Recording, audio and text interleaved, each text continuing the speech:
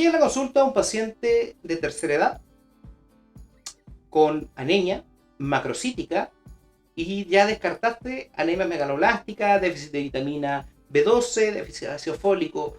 ¿Qué más tengo que pensar? ¿Qué otra posibilidad tengo? Aquí te lo cuento, quédate.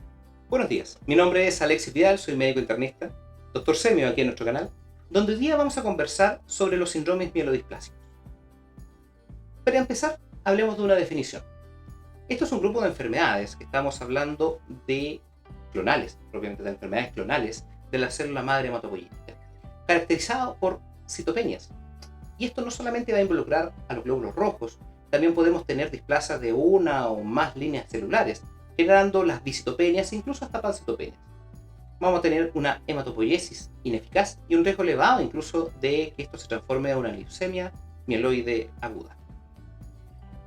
Si vemos respecto a la epidemiología un poco, vamos a tener en cuenta que el grupo más de riesgo va a ser varones ancianos, tercera, cuarta edad de vida, donde generalmente esto es de causa idiopática o adquirida. Dentro de las causas adquiridas tenemos que descartar utilización de alquilantes, anticiclinas, radiaciones, por ejemplo, o factores hereditarios como la anemia de Fanconi. ¿Cómo debo yo hacer el diagnóstico propiamente tal?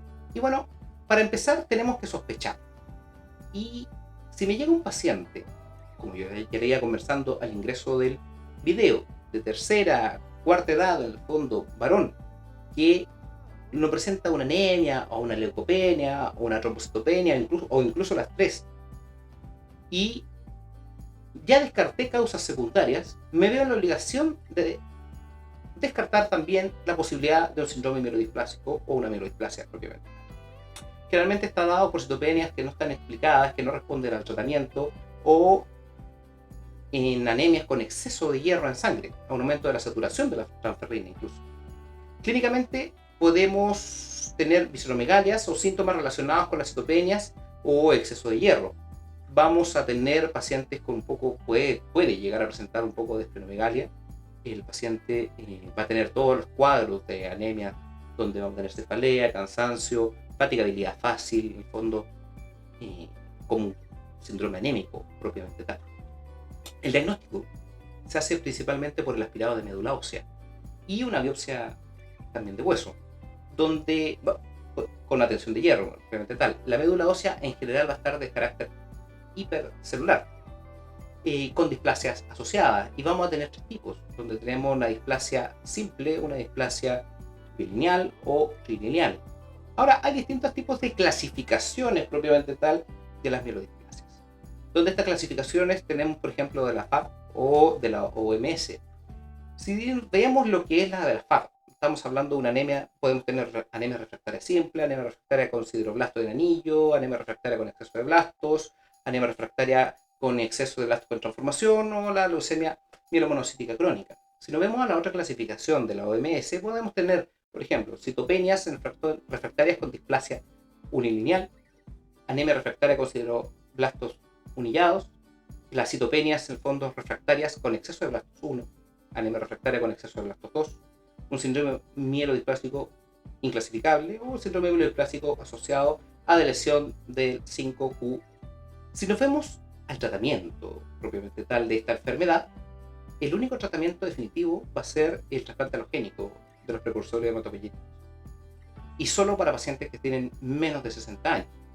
Ahora, las otras tratamientos propiamente tal que uno puede ocupar son tratamientos más de carácter paliativo, o ante la necesidad. Por ejemplo, anemias refractarias podemos eventualmente ir transfundiendo al paciente a medida que se requiere. Por otro lado, podemos pensar en el fondo algunos tipos de quimioterapia, que no quiero tampoco entrar en detalle en este pequeño video para poder explicarlo en otro con un poquito más de extensión. Y siempre ir descartando en el fondo que hayan otros factores asociados que me involucren en el fondo mayor reagudización de lo que estamos conversando. Cuadros secundarios como infecciones, procesos autoinmunes, neoplásicos, etc. Vamos a dejar esto aquí. Esto es un tema amplio, es un tema extenso para poder conversar. El punto que yo quiero que logren retener, que es un paciente de tercera, cuarta edad, generalmente varón, que va a estar asociado con una característica de una anemia refractaria o con compromiso uni, bi o trilineal de las células hematopoyéticas propiamente tal, y que el diagnóstico certero propiamente tal lo vamos a hacer principalmente con el mielograma o la biopsia medular. Es todo por hoy. No se olviden seguir nuestro canal. Ante las dudas, consultas, déjanos en los comentarios. Nos estaremos viendo en una próxima vez. Que esté muy bien, un gusto.